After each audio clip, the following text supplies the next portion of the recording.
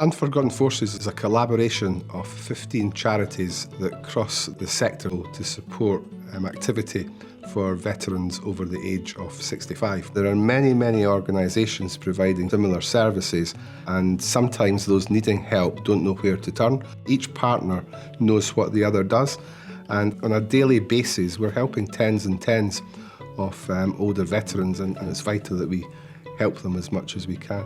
My name's Angela Payton. I'm Hearing Forces Project Officer with Action on Hearing Loss Scotland. The Hearing Forces service provides support in relation to hearing loss and tinnitus to veterans aged 65 and upwards, or widows and widowers of veterans.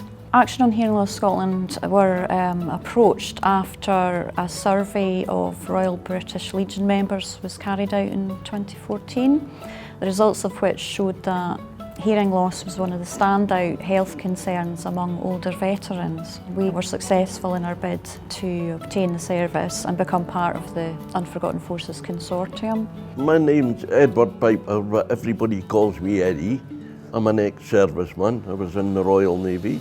I joined the Navy as an engineer and qualified as a Royal Navy diver.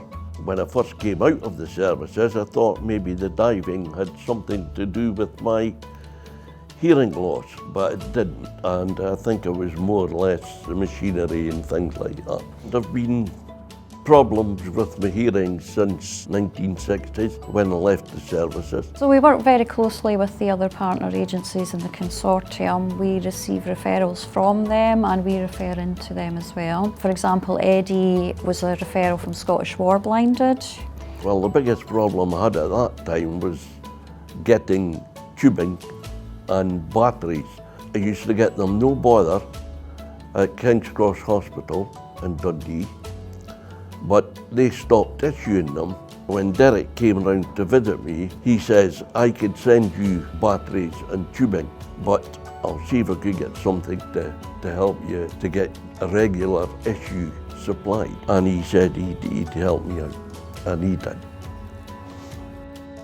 In Eddie's case, we were able to provide him with information and knowledge to help him with his hearing loss, which has made him, I believe, more confident in his everyday activities. I'm sure it's assisted with his family members as well. I would advise anybody with a problem like myself to accept any help they could get, because it is difficult, and my wife could tell you that.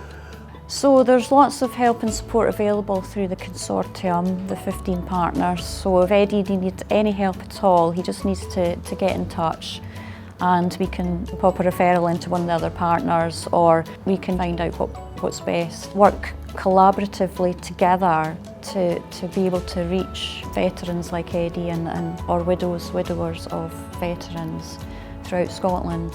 This is the first approach I've had to help me,